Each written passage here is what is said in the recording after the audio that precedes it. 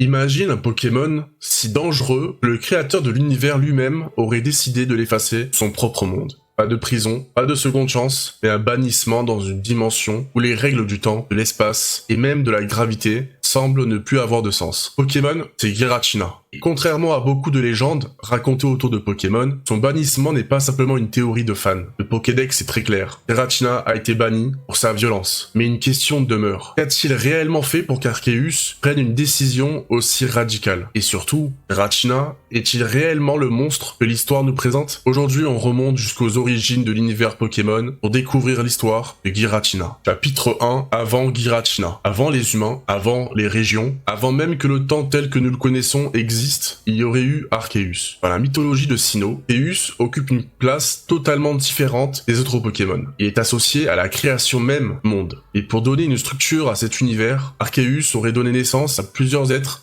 extraordinaires. Dialga, le Pokémon associé au temps, Palkia, le Pokémon associé à l'espace, et enfin Giratina. Tous les trois appartiennent à ce qu'on appelle communément le trio de la création. Mais quelque chose va distinguer Giratina de ses deux homologues, et ce quelque chose va complètement changer son destin. Chapitre 2, le troisième enfant, Arceus. Dialga règne sur le temps, Palkia règne sur l'espace, alors que représente Giratina. C'est ici que les choses deviennent beaucoup plus mystérieuses. Pokémon ne nous donne pas une réponse aussi simple que pour Dialga et Palkia. Giratina est associé au monde distorsion, à l'antimatière dans certaines interprétations populaires, et surtout à une réalité située de l'autre côté de notre monde. Et attention, dire simplement que Giratina est officiellement le Pokémon de l'antimatière va plus loin que ce que les jeux affirment explicitement. Ce que nous savons en revanche est beaucoup plus intéressant. Il existe une dimension parallèle au monde Pokémon, le monde distorsion. Et Giratina y règne pratiquement seul. Pourquoi? Parce qu'elle a été envoyée. Chapitre 3, le bannissement. Voici probablement la phrase la plus importante de toute l'histoire de Giratina. Son Pokédex explique qu'il fut banni en raison de sa violence. Quelques mots seulement, et des implications gigantesques. Car si Arceus est effectivement à l'origine de Giratina, cela signifie que sa propre création est devenue suffisamment problématique pour être exclue du monde qu'elle devait habiter. Tant, Pokémon ne nous raconte jamais précisément l'événement qui a provoqué cette décision. Nous savons pourquoi Giratina a été banni. Sa violence. Et pas exactement ce qu'il a fait. A-t-il attaqué Dialga? Palkia? A-t-il menacé l'équilibre de l'univers? Serait-il retourné contre Arceus? Les jeux laissent volontairement cette partie dans l'ombre. Et c'est précisément ce silence qui a créé autant de théories autour de Giratina. Une chose est cependant certaine. Après son bannissement, Giratina se retrouve dans un endroit totalement différent du monde Pokémon. Le monde Distorsion. Chapitre 4. Le monde Distorsion. Tu as joué à Pokémon Platine, te souviens probablement de cet endroit. Des plateformes volantes, flottantes, cascades défiant la gravité, des surfaces sur lesquelles on peut marcher dans des directions impossibles, un monde où notre intuition ne sert strictement à rien. Le monde Distorsion se trouve comme au revers du monde Pokémon. Le temps n'y fonctionne pas normalement, l'espace y est instable, et Giratina y possède sa forme originelle. Mais ce monde n'est peut-être pas simplement une prison. Dans Pokémon Platine, Cynthia et Helio réfléchissent à l'idée que le monde Distorsion et le monde normal participent à un équilibre. Deux réalités opposées mais liées. Et cela change énormément notre perception de Giratina. Parce qu'il n'est alors plus simplement le Pokémon qu'Arceus a enfermé. Il pourrait également être devenu un élément indispensable à l'équilibre du monde. Chapitre 5. Giratina n'est peut-être pas le méchant. C'est probablement l'aspect le plus fascinant du personnage. Regardons ce qui se passe dans Pokémon Platine. Helio veut utiliser Dialga et Palkia pour détruire le monde existant et créer une nouvelle réalité correspondant à sa vision. Tout semble perdu. Et soudain, Giratina intervient. Pas Arceus, pas un héros légendaire. Giratina. Le Pokémon supposément violent, le Pokémon banni, celui qui devrait être le plus grand monstre de cette mythologie, il surgit et entraîne Helio dans le monde Distorsion. Et indirectement, il empêche son plan d'aboutir. Alors une question devient inévitable. Si Giratina est réellement maléfique, pourquoi protège-t-il l'équilibre du monde? Chapitre 6. L'autre visage de Giratina. Des années plus tard, Pokémon Légende Arceus apporte une nouvelle pièce au puzzle. Et cette fois, Giratina apparaît sur un jour beaucoup plus inquiétant. Polo cherche à rencontrer Arceus. Son obsession le conduit à manipuler les événements qui menacent Hisui. Et il finit par révéler un allié absolument terrifiant, Giratina. Le Pokémon autrefois banni par Arceus accepte donc de s'opposer à son créateur aux côtés de Volo. Et là, son ressentiment devient beaucoup plus crédible. Imagine son existence. Créé aux côtés de Dialga et Palkia, puis rejeté. Condamné à observer le monde depuis une dimension séparée, pendant que les autres créations d'Arceus deviennent des figures centrales de la mythologie. On peut comprendre pourquoi Giratina aurait développé une profonde hostilité envers son créateur. Cela ne justifie pas sa violence, mais cela rend son histoire beaucoup tragique. Chapitre 7. Pourquoi Giratina ressemble au diable. Et maintenant, parlons de la comparaison que tu as probablement déjà entendue. Giratina serait le Satan de Pokémon. L'idée paraît évidente. Arceus est souvent comparé à une divinité créatrice. Giratina est l'une de ses créations. Il est banni. Il vit dans un monde étrange, séparé d'une autre. Son apparence est inquiétante et sa forme originelle possède même 6 appendices fantomatiques et une silhouette presque serpentine. Les parallèles religieux sont tentants, mais il faut être précis. Pokémon ne dit jamais officiellement Giratina et Satan. C'est une interprétation. Et Giratina s'éloigne même énormément de cette comparaison lorsqu'on observe ses actions, parce qu'un personnage représentant simplement le mal absolu n'aurait probablement aucune raison de protéger l'équilibre du monde. Giratina est beaucoup plus ambigu, et c'est justement qui le rend intéressant. Chapitre 8. 2 formes de Giratina. Giratina possède 2 apparences principales. La forme relative, telle que l'on associe davantage au monde normal, massive, 6 pattes, 2 grands ailes sombres, puis la forme originelle, beaucoup plus étrange, plus longue, serpentine, presque extraterrestre. Cette forme est naturellement associée au monde de distorsion. Lorsque Giratina se trouve dans certaines conditions liées à son monde d'origine, la véritable apparence semble émerger. Et visuellement, cette différence raconte quelque chose. Dans notre monde, Giratina semble presque contraint par les règles de notre réalité. Dans le sien, il retrouve toute sa nature. Chapitre 9. Le paradoxe Giratina. Et nous arrivons au cœur de son histoire. Arceus l'a banni pour sa violence. Ça, le canon nous le dit. Mais Giratina n'a pas simplement disparu. Il observe notre monde, il intervient lorsque son équilibre est menacé, il s'oppose parfois à Arceus et il peut être hostile. Mais il peut également agir comme protecteur. Alors, peut-être que la question, Giratina est-il méchant, est simplement trop facile. Giratina représente quelque chose de beaucoup plus intéressant, un être capable de destruction, mais dont l'existence pourrait également être nécessaire à l'équilibre. Le monde